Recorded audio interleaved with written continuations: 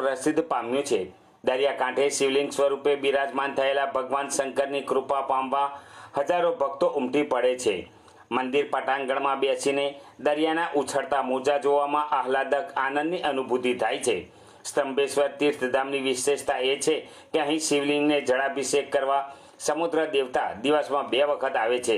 દિવસ દરમિયાન 2 વખત સર્જાતી આ કુદરતી પ્રક્રિયા જોઈને લોકો આશ્ચર્યચકિત થઈ જાય છે। સમુદ્રમાં આવતી ભરતી અને ઓટની ક્રિયાનું સર્જન માત્ર આ સ્થળ માટે જ થયું હોય તેમ જણાય છે।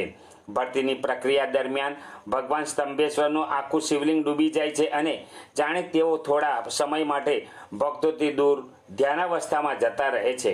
ઓટના સમયે દરિયાના પાણીમાંથી ધીરે ધીરે જાણે સાક્ષાત ભગવાન શિવ પ્રગટ થતા હોય તેમ જણાય છે।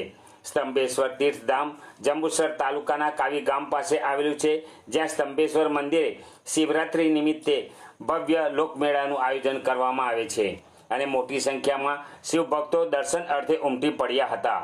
મહાશિવરાત્રિના દિવસે જંબુસર ડીવાયએસપી પીએલ ચૌધરી, તાલુકા કોંગ્રેસ પ્રમુખ સર સિંહ રાણા સહિત ગુજરાત તેમજ વિવિધ રાજ્યોના અને ગુજરાતના અલગ અલગ શહેરોમાંથી દર્શનાર્થીઓનું ઘોડાપુર ઉમટી પડ્યું હતું। સ્તંભેશ્વર મહાદેવ મંદિરે ભક્તોએ પૂજા અર્ચના અને મહાપ્રસાદી ગ્રહણ કરી શિવભક્તિમાં મગ્ન બન્યા હતા। શિવરાત્રિ પર્વને અનુલક્ષીને સ્તંભેશ્વર તીર્થના અધિષ્ઠાતા પરમ પૂજ્ય વિદ્યાનંદજી મહારાજ દ્વારા શિવભક્તો માટે સુંદર આયોજન કરવામાં આવ્યું હતું। આરોગ્ય વિભાગ દ્વારા પણ સરસ સેવાઓ બજાવવામાં આવી હતી અને કાવી પોલીસ સ્ટેશન દ્વારા ચુસ્ત પોલીસ બંદોબસ્ત ગોઠવી દેવામાં આવ્યો હતો। મારું નામ હેમલતા છે। હું જંબુસર તાલુકા સદસ્યમાં હું ફરજ બજાવું છું। આજે અહીંયા આગળ બહુ જ શિવરાત્રીનો મહિમા ખૂબ જ ધામધૂમથી ઉજવવામાં આવે છે। કંબોઈ ગામ નિમિત્તે ત્યાં આગળ શિવરાત્રીનું ખૂબ જ મોટું મહત્વ, ખૂબ જ મોટો મહિમા છે।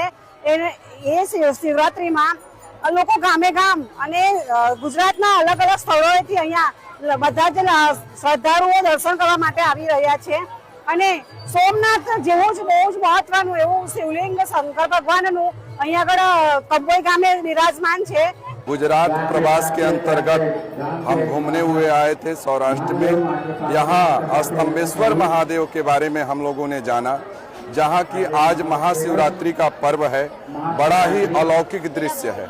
यहाँ जो है समुद्र के तट पर विराजमान है।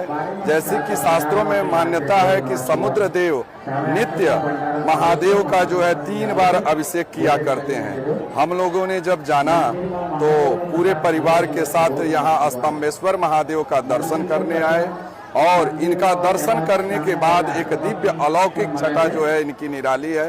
स्तंभेश्वर महादेव ये पूरे जगत का कल्याण करते हैं, पूरे भारतवासियों का कल्याण करते हैं। भगवान स्तंभेश्वर महादेवનો મંદિર આજે ભરૂચ જિલ્લાના જંબુસર તાલુકાના કાવી કંબોઈમાં આવેલું છે। આ મંદિરનો ઇતિહાસ સ્કંદ મહાપુરાણના કુમારિકા ખંડમાં આજે લગભગ 550 પાનાનો મળે છે।